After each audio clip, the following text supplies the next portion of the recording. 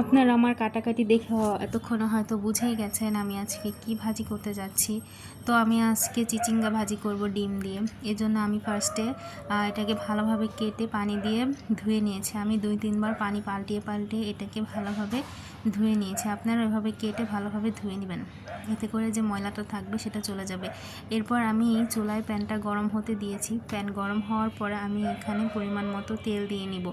তেল দেওয়ার পরে আমি এখানে কয়েকটা জিরা দিব, কারণ আমার এই ভাজিতে জিরা ফোড়নটা অনেক ভালো লাগে, এই কারণে আমি জিরাটা দিয়েছি।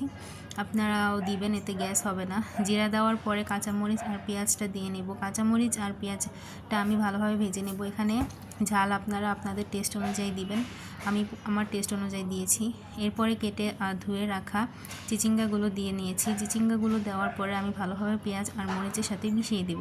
পেঁয়াজ আর মরিচের সাথে মেশানোর পরে আমি এখানে পরিমাণ মতো লবণ এবং সামান্য একটু হলুদ দিব। এখানে আমি কোনো ভাজিতে শুকনো মরিচের গুঁড়া ইউজ করি না, আমার ভাজিতে শুকনো মরিচের গুঁড়া খেতে একটু ভালো লাগে না। এখানে আমি হলুদটা দেওয়ার পরে আবারও ভালোভাবে নাড়াচাড়া করে এটার সাথে মিশিয়ে নিব। ভালোভাবে হলুদ আর লবণটার সাথে মিশানো হয়ে গেলে আমি ঢাকনা দিয়ে ঢেকে দিব এবং কিছুক্ষণ পর ঢাকনাটা তুলে আবার নেড়ে দিব। আপনারা এভাবে ঢাকনাটা তুলে ঢাকনা দিয়ে বারবার করে নেড়ে দিবেন। যখন দেখবেন যে চিচিঙ্গাটা সিদ্ধ হয়ে গিয়েছে তখন আর ঢাকনা দিবেন না। এই তো আপনারা দেখতেই পাচ্ছেন এখানে আমার চিচিঙ্গাটা ভালোভাবেই সিদ্ধ হয়ে গেছে।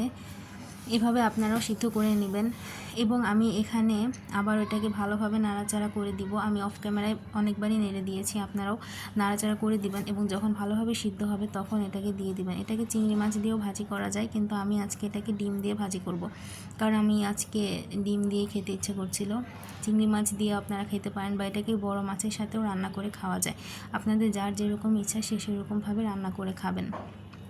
তো আমি এখানে এটাকে মাঝখান দিয়ে একটু ফাঁক করে দিয়ে মাঝখানে একটু জায়গা তৈরি করে এর মাঝখানে একটা ডিম দিয়ে দিব।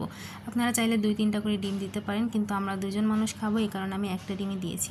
ডিমটা দেওয়ার পরে ডিমটাকে ভালোভাবে ফেটিয়ে এটার সাথে মিশিয়ে দিতে হবে। চিচিঙ্গাটার সাথে ডিমটা মেশাবেন, ভালোভাবে মেশাবেন। এখানে আমি একটা মুরগির ডিম ইউজ করেছি, আপনারা চাইলে হাঁসের ডিমও দিতে পারেন।